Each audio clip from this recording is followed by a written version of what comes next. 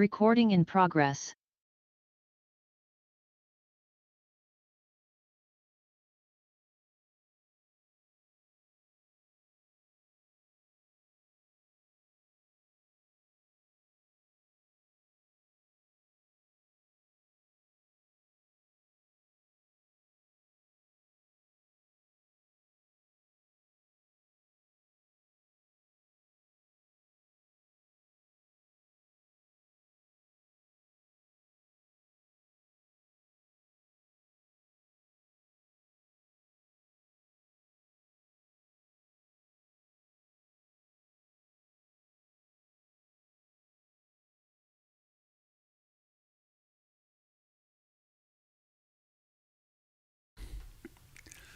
Good morning, dear Dharma friends.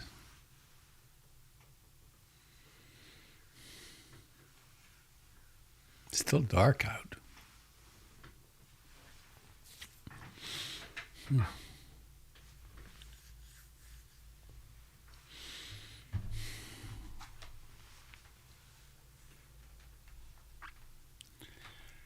Berkeley Hart, by the way, was that person who wrote and sang that song, A Dog Named Sam. I fell in love with that song 7 years ago. I've started quite a few retreats with that song. Seems to speak the Dharma. I had a poem. It's a poem by a now pretty long gone, marvelous human being named John Wellwood. He wrote books about intimate relationship as a path to wholeness. I met him once. I was at a teacher's conference and I had John Wellwood on my left and Joanna Macy on my right at dinner. And then we hung out during the evening, and it was felt like a blessing for me. Two giants. And he wrote this: forget about enlightenment. Sit down wherever you are and listen to the wind singing in your veins.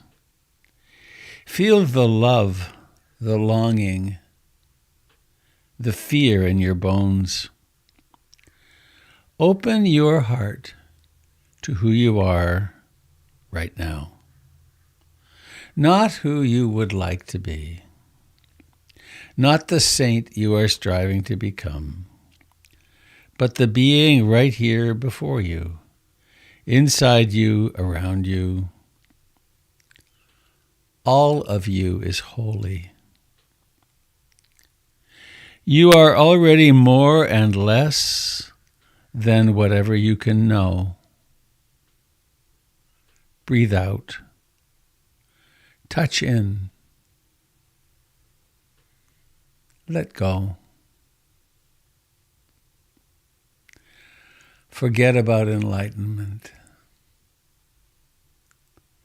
Sit down wherever you are and listen to the wind singing in your veins. Feel the love, the longing, the fear in your bones. Open your heart to who you are right now. Not who you would like to be, not the saint you are striving to become, but the being right here before you, inside you, around you. All of you is holy. You are already more and less than whatever you can know. Breathe out. Touch in.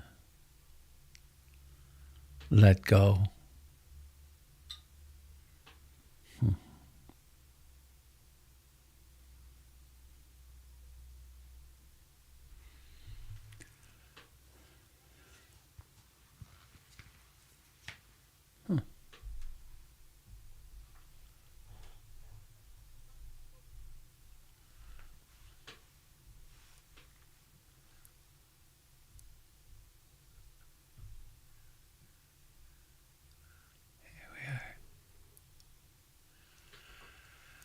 All right, dear friends.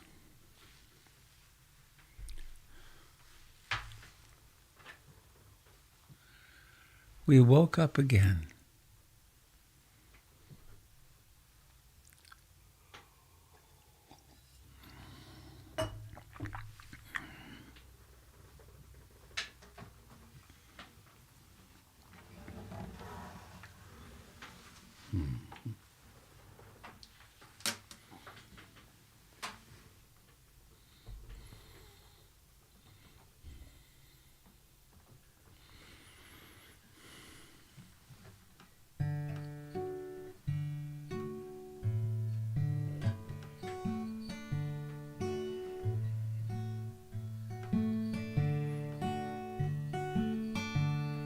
I take refuge in the Buddha,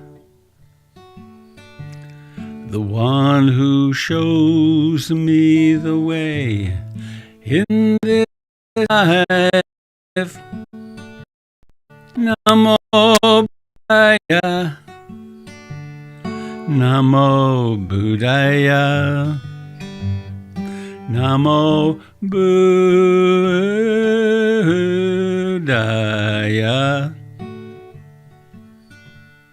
I take refuge in the Dharma, the way of understanding and love. Namo Dharmaya, Namo Dharmaya, Namo Dharmaya.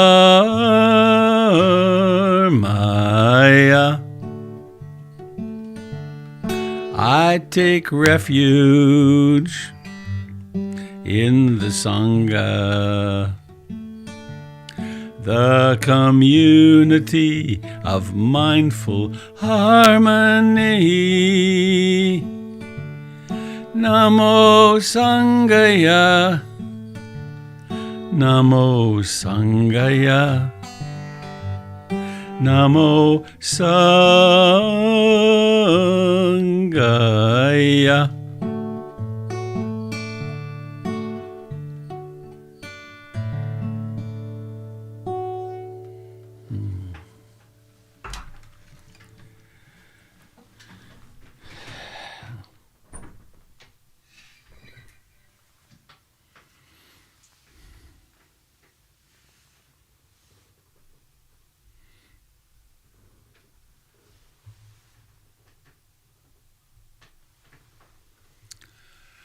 In modernity, we are supposed to take refuge in consumption, in more money in the bank account, in having the right person on our arm, the right number of children or non-children, the right dog, youth, large biceps, the right makeup.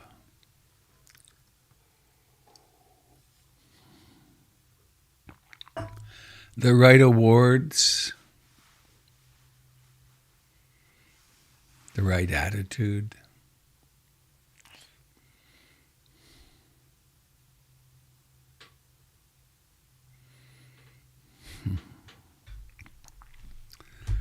Our Facebook page is supposed to represent someone brilliant, beautiful, successful, having this lunch.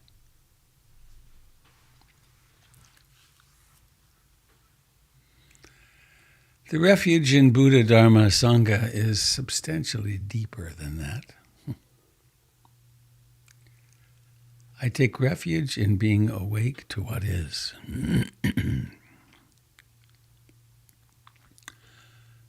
I take refuge in the Dharma, in the way things actually are. I take refuge in the Sangha, the community of practice. 2,500 years worth. It's quite a lineage. This is quite a lineage. In the last 100 years or so, Lady Sayadaw U Ba Khin, Ruth Denison, a cast of incredible human beings. And here we are, with a little inspiration from John Welwood.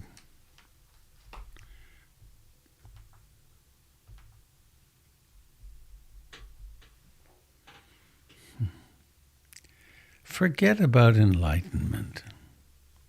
Sit down wherever you are and listen to the wind singing in your veins. Feel the love, the longing, the fear in your bones.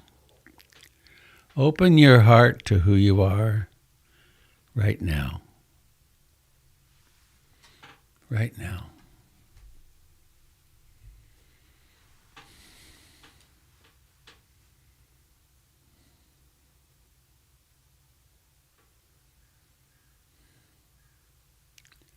Come home to this in-breathing right now.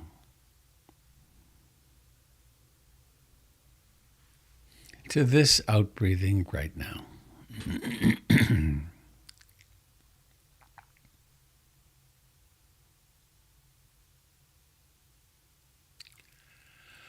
Come home to the mood of this moment.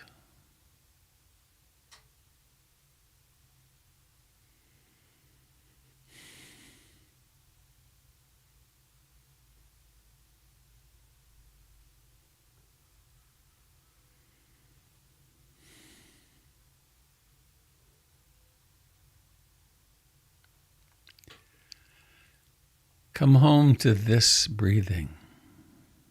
Now, here.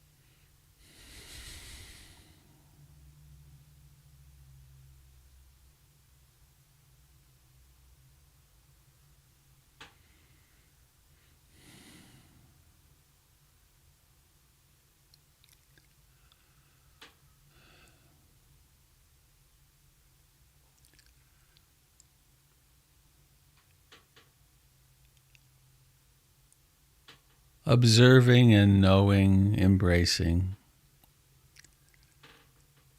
whatever the mood of this moment is.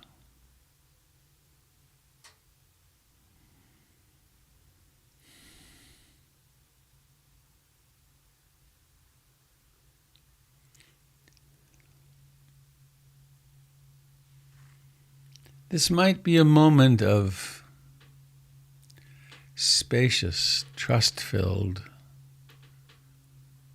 concentration and equanimity. Or it could equally well be a moment of uncertainty and anxiety.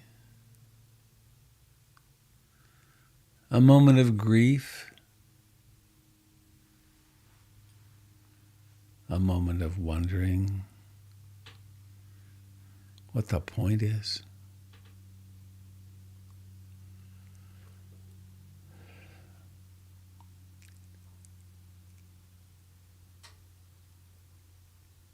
As a seeker of wisdom, as a practitioner of love and compassion, we open to and accept whatever's here.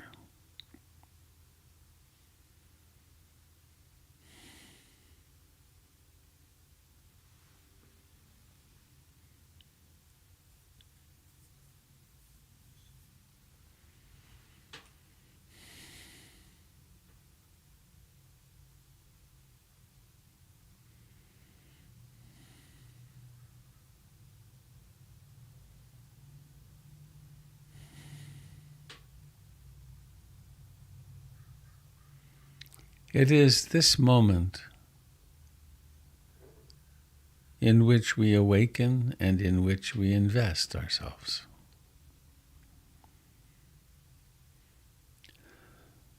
There is no other moment except this one,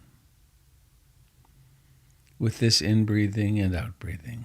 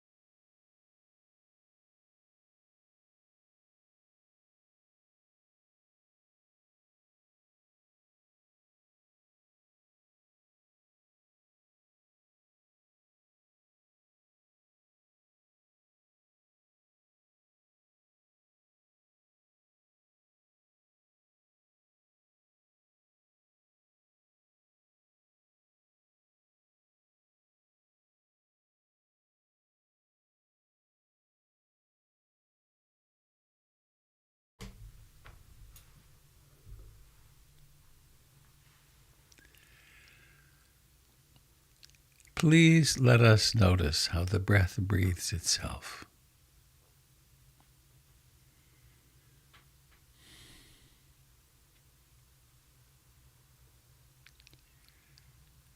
How thoughts think themselves.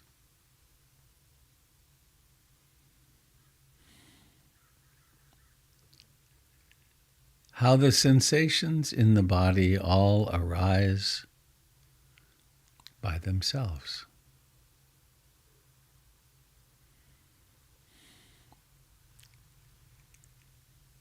Even the capacity to remember to be mindful happens by itself.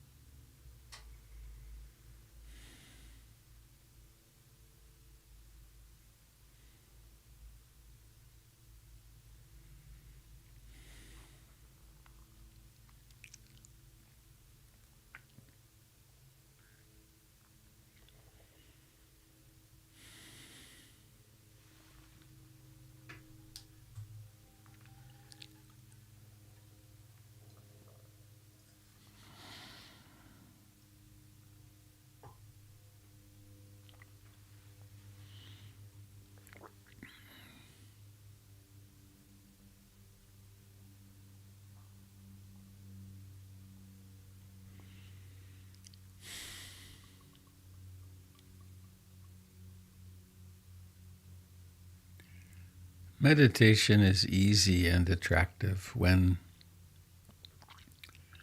the sensations are mostly pleasant. When pleasant thoughts are present. When there's ease, when the outer world is not clamoring.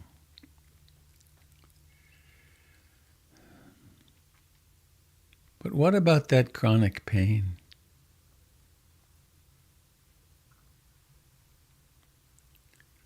What about that pain that peeks through threateningly from behind the medications?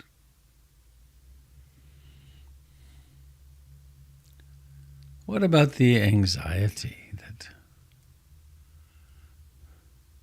hovers around just behind the fence?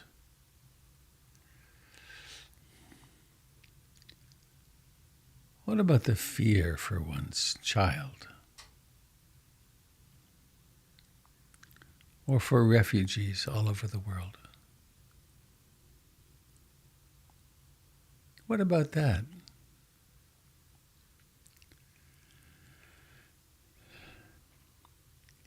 It's for this that we develop some concentration, some capacity to suppress. Sometimes we can succeed in suppressing things. Often we can succeed in simply staying unconscious. But what about that pain that persists?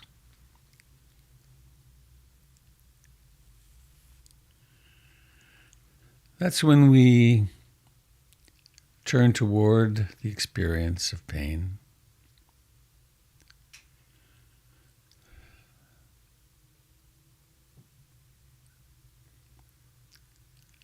We allow this awareness to embrace and penetrate, inhabit, to get as close as we can. As close as we can, as intimate as we can be.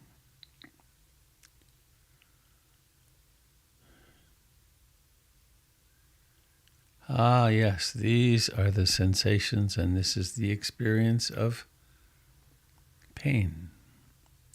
This is the experience of disliking, perhaps.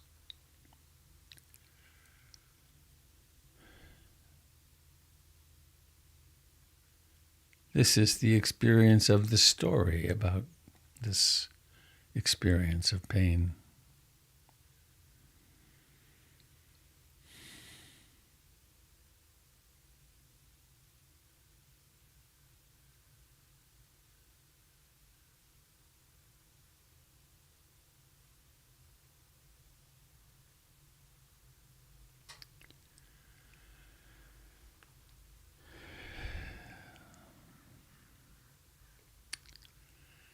There's something that happens when we turn toward the suffering, toward the dukkha.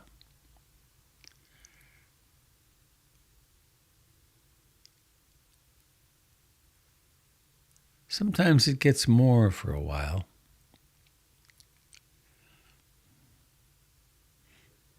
Sometimes it gets more painful for a long time.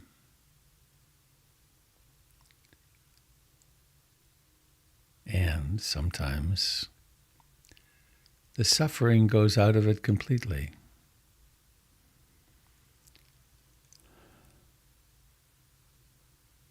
Sometimes it becomes part of the landscape.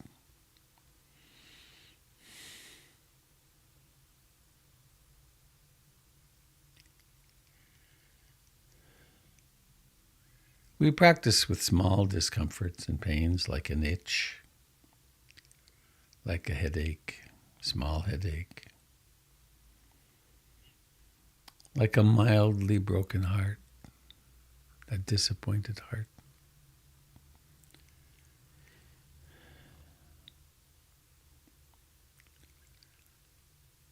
This is the practice of freedom, freedom from all suffering.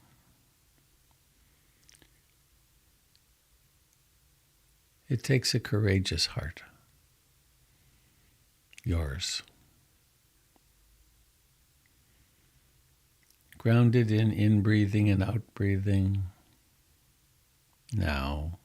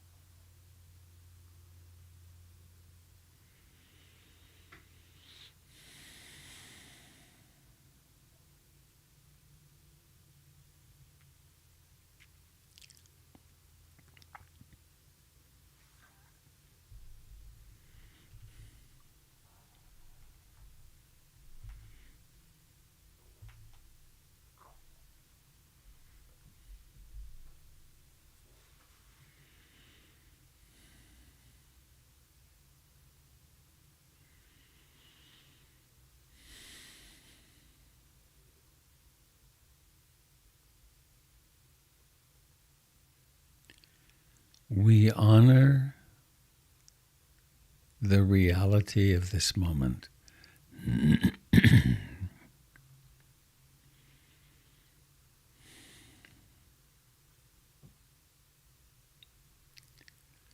In doing so, we awaken from one trance state after another.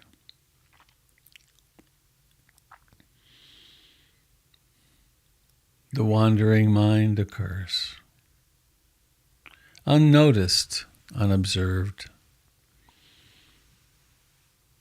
identified with, and then mindfulness emerges. Oh, that was wandering mind. Here's the body sitting here, breathing in and out.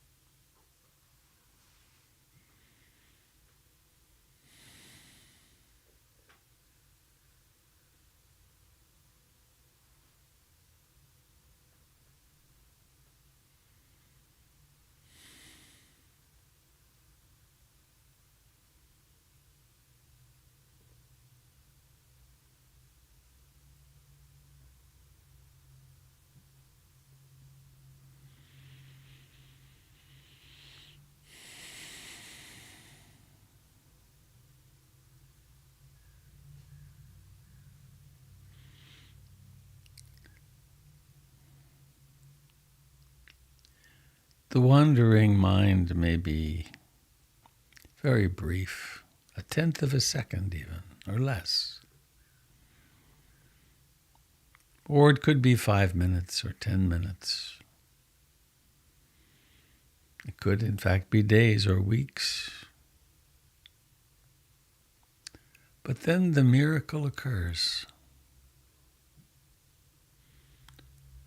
Somehow or another, mindfulness, concentration, curiosity, all arise. Whoa. I was in a trance again. Or, more accurately, there was a trance again. That worry, that excitement, that fear, that rehashing of an old conversation.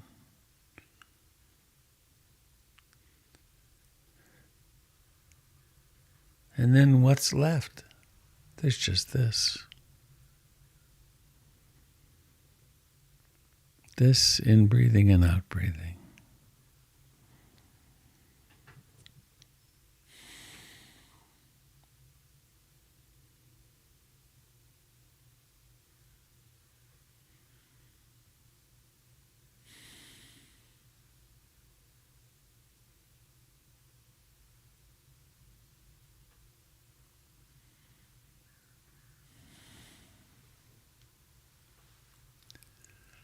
May all beings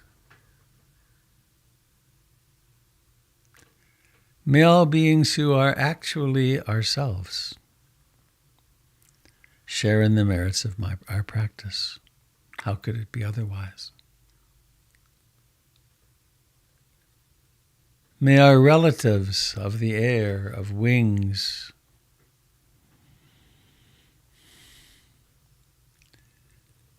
may the spiders who fly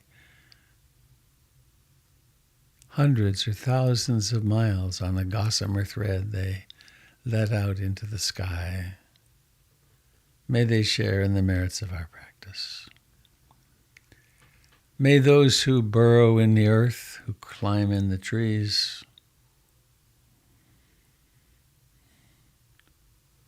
may they share in the merits of our practice. May those with hooves and feet, may those who slither, may those who swim, may those with gills and those who, despite their being aquatic, still breathe with lungs, without exception, all human beings,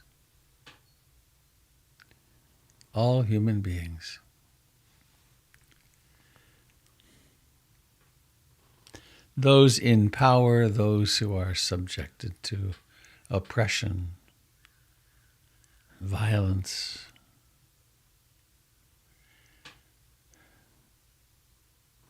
may all beings remember our true nature.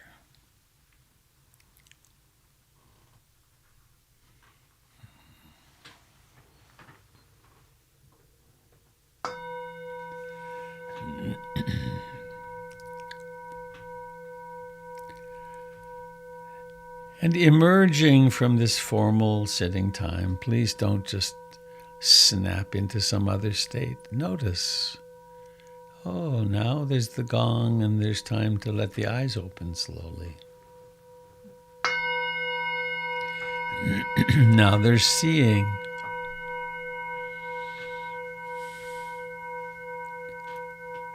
Now there's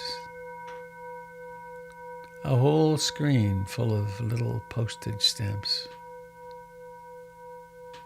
Living postage stamps.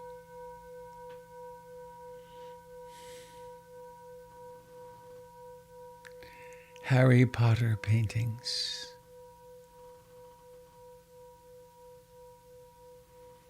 Seeing with the eyes of compassion and blessing.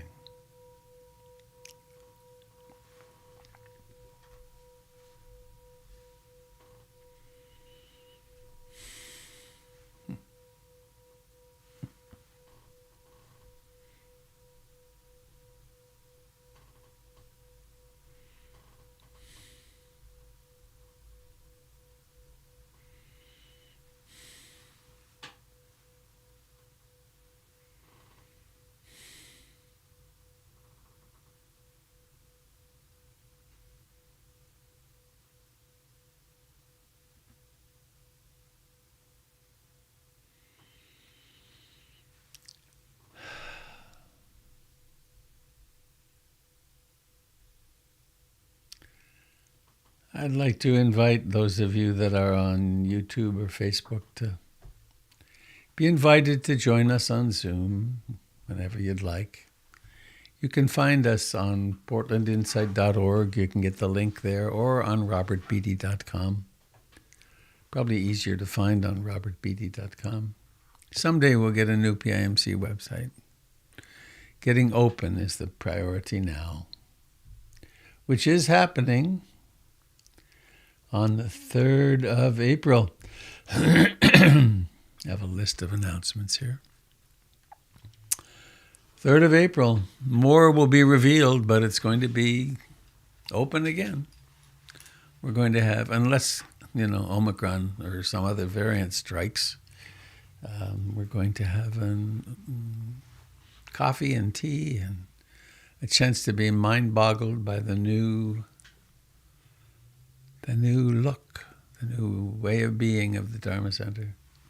Just yesterday, I applied a row of little tiny LED lights below a step. There's an odd step between the living room and the Dharma hall. So it has now a row of safety lights. It's kind of cool. My other announcements, here they are, Sunday announcements. Saturday, March 26th, 9 a.m. to 2 p.m., Karma Yoga Day. The center needs a bunch of dusting and cleaning and some putting up of a few things, and mirrors. And you are invited to go to the portlandinsight.org website and sign up to be a volunteer. Come to the party.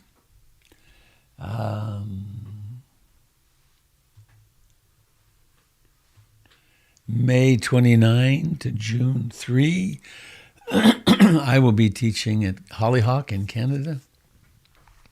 That's on my website as well. Candle on the 2nd of April.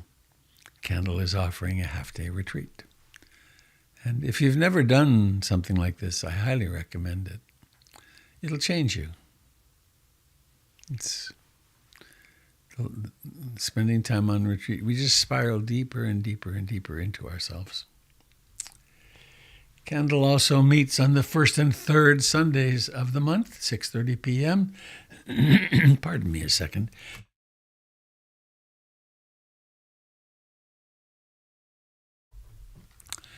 Sunday nights, the BQN group meets at 6:30. Kat, would you like to speak about BQN for a moment? Sure. Good morning, everyone. BQN is the Be Queer Now Queer Affinity Sangha. We meet on Sunday evenings. We have rotating leadership of meditation and facilitated discussion. We would absolutely love to have anyone who identifies anywhere along the queer spectrum join us, and I'll put the link in the chat. And if you have any questions, you can reach out to me. Thank you.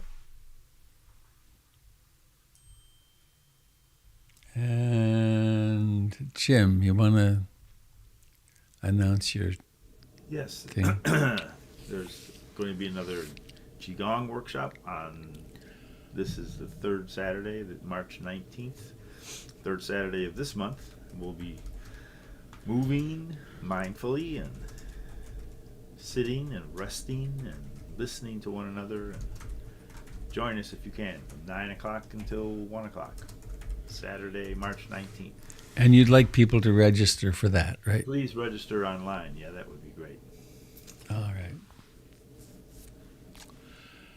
Okay, I think I'll call that enough for today. What's up with you folks? Oh, I should give an update. My friend Larry came through the surgery with flying colors. They got that little tumor that was right behind his pituitary out, and surgery was shorter than expected. He'll be going home today. Recovery time expected to be short and very successful.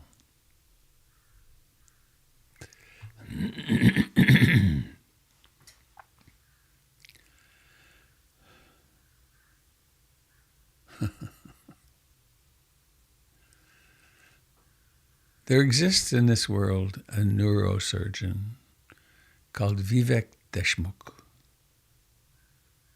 who was my neurosurgeon, who spent 6 hours inside my brain 2 years ago. I have the greatest of respect for that guy. What a devotion, what a service to life. What a strange way to make a living. But he saves people's lives all the time. He loses some. You know, people die on the table when you do that kind of thing. So I'm very grateful to him. Always will be. And to everyone who's helped me along the way. Boy, the number of the assistants, the all those little rats that gave up their lives unwillingly in order to develop the pharmaceuticals that keep me alive. It's the web of life is remarkable. So, that's my little song of praise for the neurosurgeons of the world. Robert, can you hear me?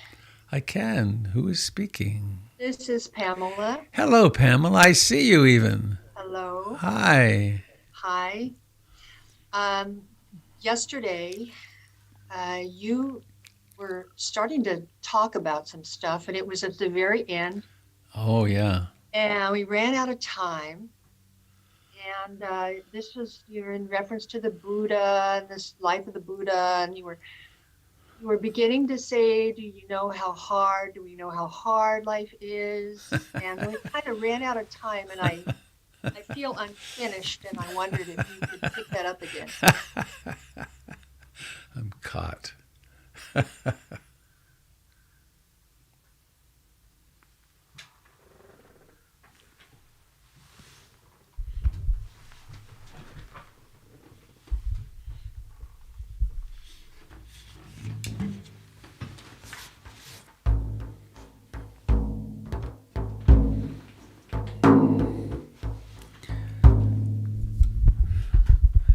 How is the drum okay at this volume? Is it overpowering?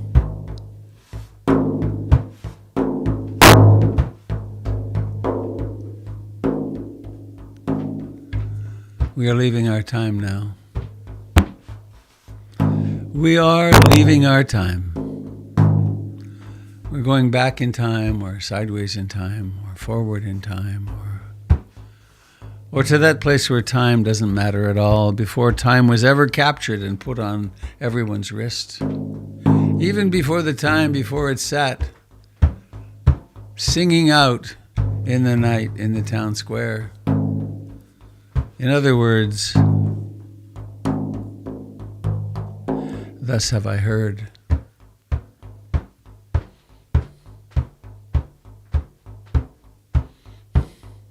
This is a small piece of a long story. The story of the lifetime of the Buddha, who began as an ordinary prince, a headman's son.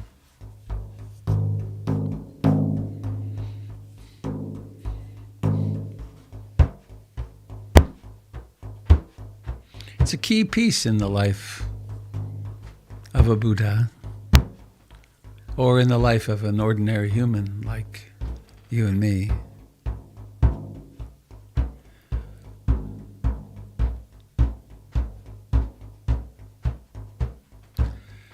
He was living his life, had a good job, had competed in a martial arts competition and won the hand of the beautiful girl from the other village.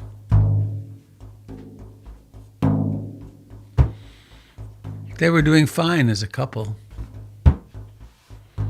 They even had a child, small baby. But unbeknownst to him, the Hindu gods were looking down, looking upon this, like the Greek gods in our movies. And they said, what's going on here? We intended this guy. We need someone to show us the way to end suffering. This worldly life that he's living, if he goes that way, he'll never wake up. So they put their heads together and they decided they would send some messages. And they didn't text them. They didn't send them by email. They didn't even write a letter.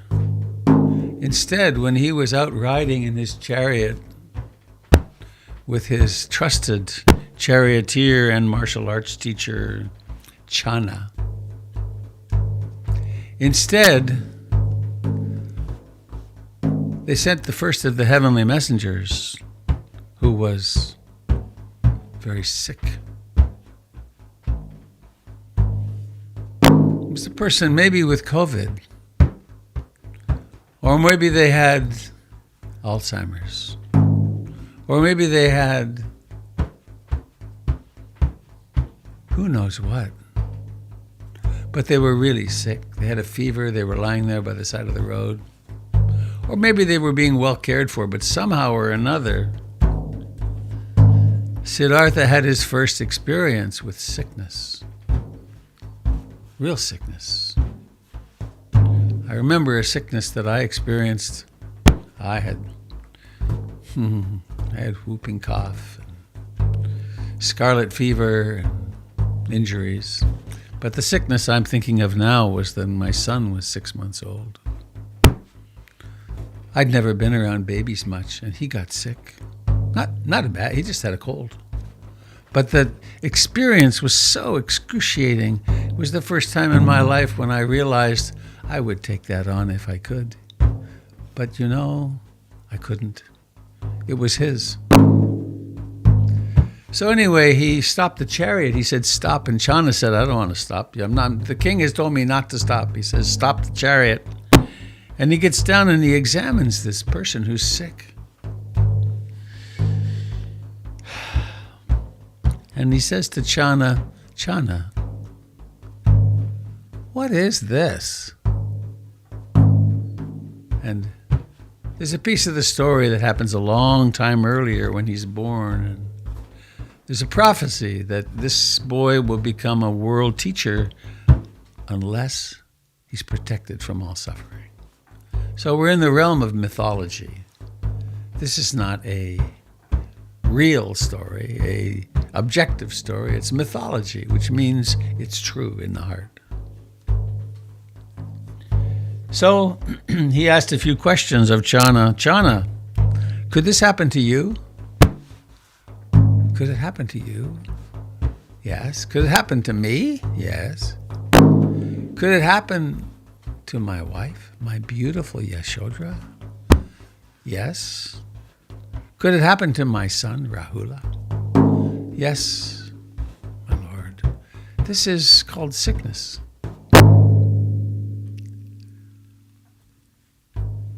This was pretty unsettling.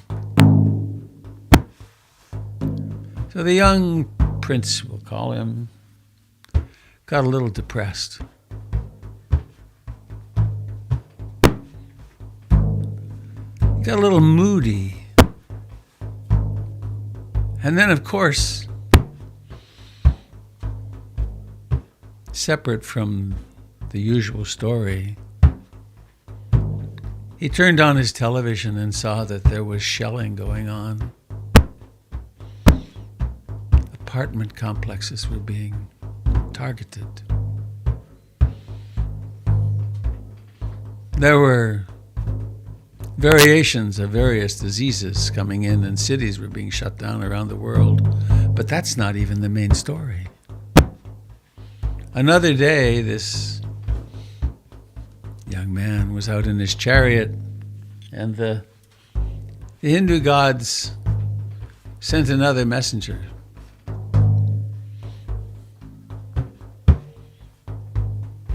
And there beside the road was my mother-in-law, Rita, in her $9,000 a month memory care, beautiful place. But her mind is gone. And this person beside the road had all the problems of old age. Hearing going, gone, blindness happening, unable to eat, to feed themselves. When I tell this story, I always remember I was with my mother in her nursing home in Canada. She was 7 years in a nursing home. She had a stroke, bad stroke. And the nursing was not good, and they dislocated her left arm, her left shoulder.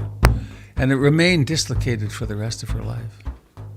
No capacity to release it, but all the nervous condition, all the nerve connections to have the pain of a dislocated shoulder for 6 years.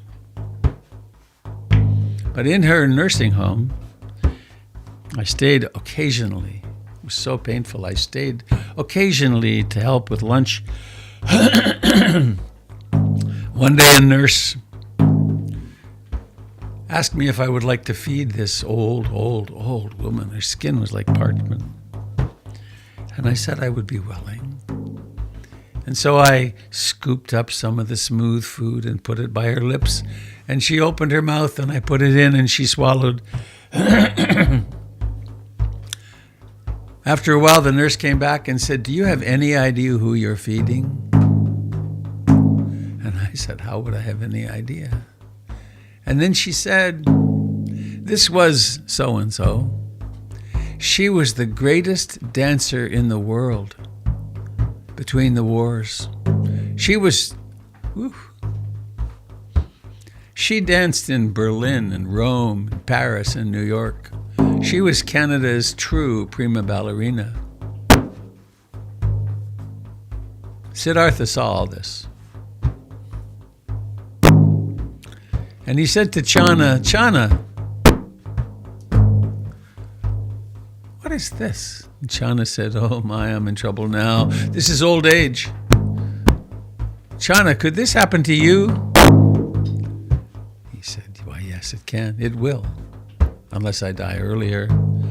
Could this happen to me? Yes. Could this happen to my beautiful wife, Yashodhara? Yes. Could this happen to my child? Yes, this is the way of all life. That which is born grows old. And Siddhartha went back to the chariot. This time, he was a bit quieter. He was a bit depressed. It's like, what the hell is going on here? This is not like the advertising. This is not those cheerful people that are there on the TV pretending. And we can guess he did probably a few things. He may have gone to Costco thinking, well, that'll fix it. Or maybe he took a nice vacation. They went to Costa Rica or maybe somewhere else. A great skiing vacation somewhere, but it kept troubling him. And the heavenly messenger, or the Hindu gods, continued to look down and say, wait, he's not there yet. He's not there yet. And so they sent the third of the heavenly messengers, which was a corpse.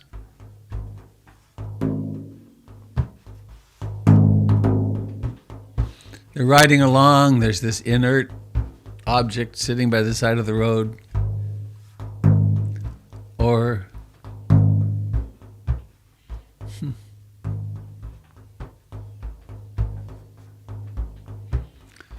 maybe his dog died.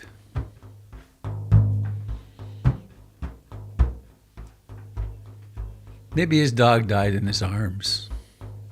It was time. Old. And then maybe he got to bury his dog and to realize this dog is gone. There have been other dogs, starting with Pokey. But sitting with his corpse by the side of the road affected him. He said to Channa, "Channa, what the hell is this?" Channa replied, "Oh, dear Siddhartha, this is death." Death? What do you mean, death? Could this happen to you? Could this happen to me? Could this happen to my beautiful wife, Yashodhara? Is it possible that this could happen to my son? And Chana said, why, yes, in fact. This is the nature of everything which is born. Eventually, its karmic energies are spent. And one way or another, death comes.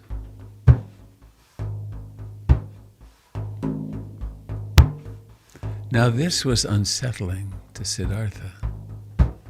We could say that his denial was shattered. He did all the usual things.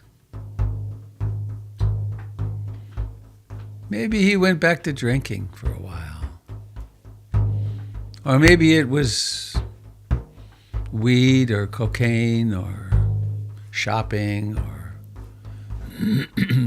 maybe another baby. Maybe, who knows what.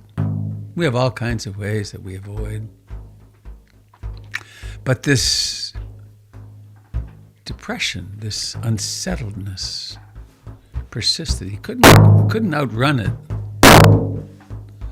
And then the Hindu deities, the Hindu gods, presented him with a fourth apparition. There was a wandering holy person, a person who had a smile on his face, who had renounced the worldly life, a person who spent less time on the distractions and more time on the question, who am I? What am I? What am I? And this then set off a lot of reflection on Siddhartha's part. There's a lovely book. We have 3 copies of it that I found over the years in the Portland Insight Meditation Community. Wonderful library that's in great shape, waiting for opening. It's called The Lady of the Lotus, and it tells the story of the Buddha and his awakening from Siddhartha, or from Yashodra's side. And she describes him in there as getting very irritable and depressed, withdrawn, not enjoying the usual entertainments. But whatever the case, the story goes on, and there's much, much, much more to the story. But the story goes on that one evening they invited the finest musicians, the greatest dancers. They had the best banquet. They flew sushi in from Japan. It was only the finest of wines. Everything was in 3D Technicolor. And Siddhartha just didn't quite get into it. And then everyone went to bed, and he was walking around late in the night.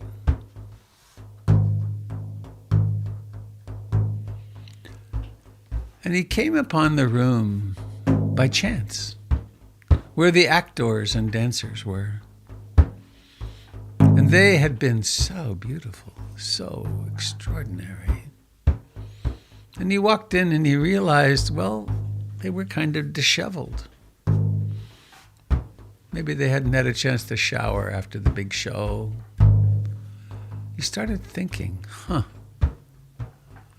what shall I do? And the idea struck him.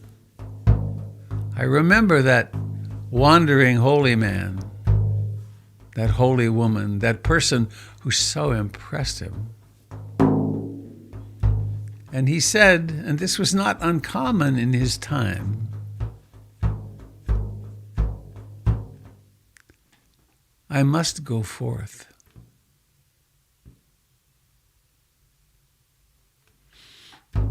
he realized he had to make a major change in his life.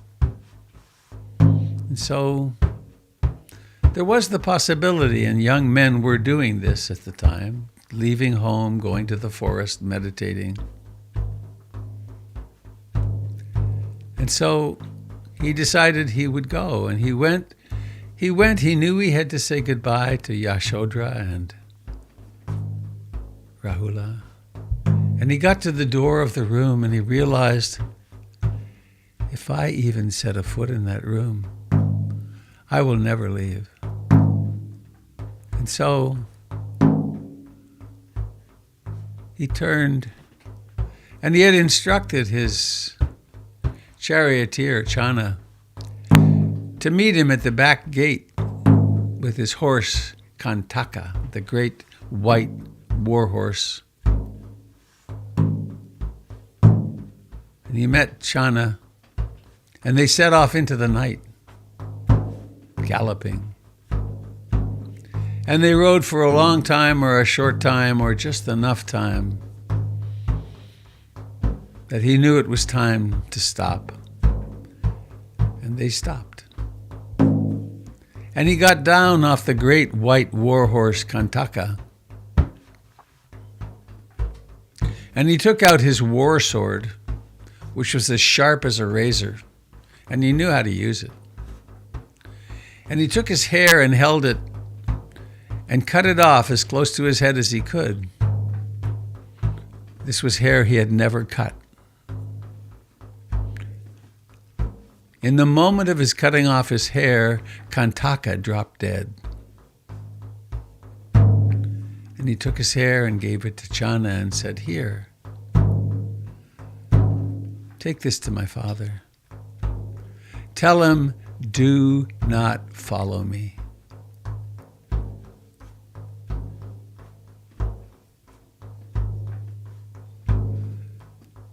The first thing that happened was he met a homeless man. And he said to the homeless man, "I have an offer I don't think you'll refuse. You want to trade clothes?" And so it was that he set off on his journey.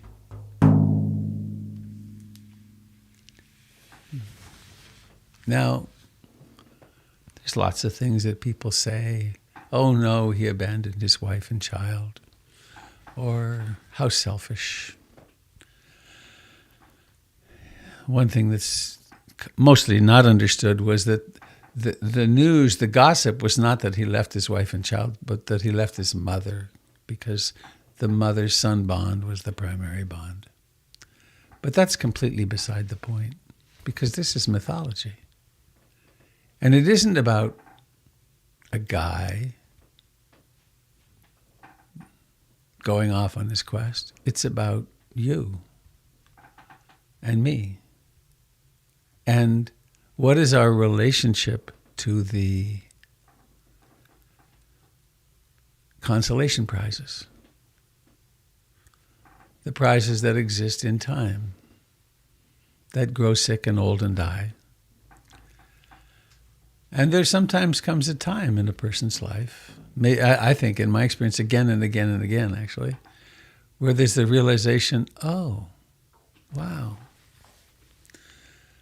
I've been investing most of my energy in a stock market that's a losing bet. And then one discovers, oh, you know, I'm more drawn to my practice than I ever knew I could be.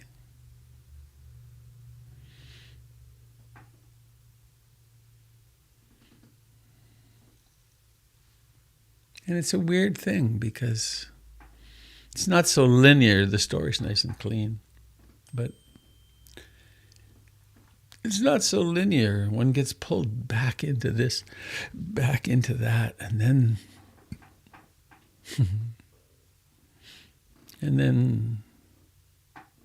then one has a vacation maybe and gets a glimpse of what it might be to be more focused on practice. Not even practice, on being.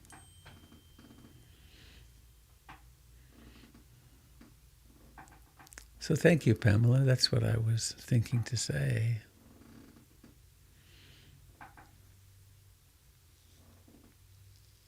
It's a beautiful story. That's about an eighth of the story. I was looking for it yesterday. I couldn't find a rendition of it. I'm sure there are some, and I've got so many recordings. It's this huge, decades worth of recordings, actually. I discovered on portlandinsight.org there's probably 50, maybe more, talks by Ruth Dennison. Who knew? They're way down in the archives of PIMC. Have to save them. Robert, there's a wonderful recording of that story in the audiobook of your book. Not of the whole story. A big chunk of it. There is? Huh. A whole chapter on the life of the Buddha, you reading that story. Well, how do you like that? Listen, I liked it a lot. Go to Audible.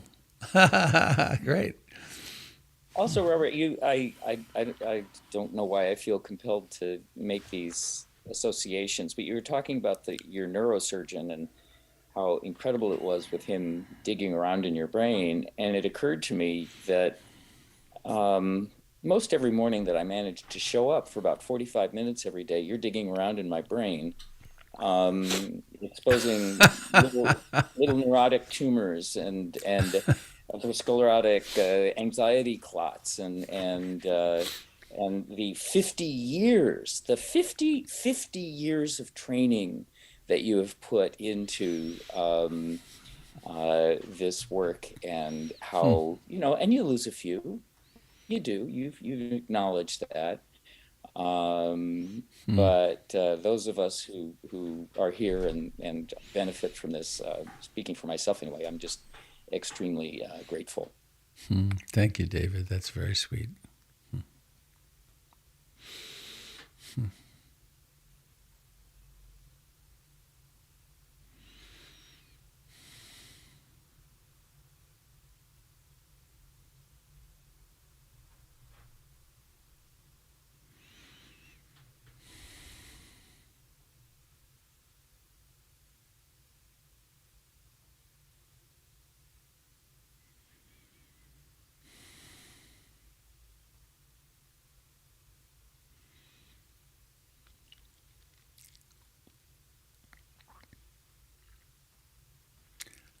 I want to say one more thing. I think this is clear, but I want to underline it. The going forth has nothing to do with getting on a plane to Thailand or becoming a monk or a nun. It's a very common misunderstanding in the Buddhist circles. It has to do with, how do I relate to my breakfast?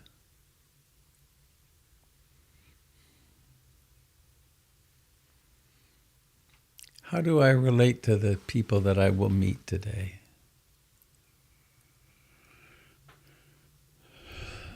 How loving can I be to myself today, no matter what's happening?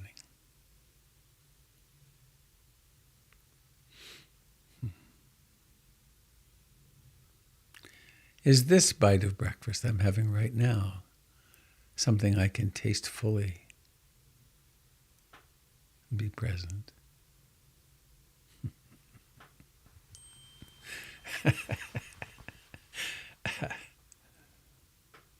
So, anybody have anything else you'd like to share?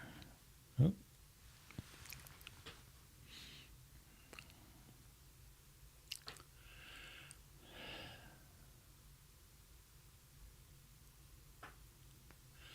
So let's sing our way home. Please unmute if you wish. May all beings receive all blessings. Bhavatu Sabe Mangalam. Bhavatu Sabe Mangalam. Bhavatu Sabe Mangalam. Sadhu, sadhu, sadhu.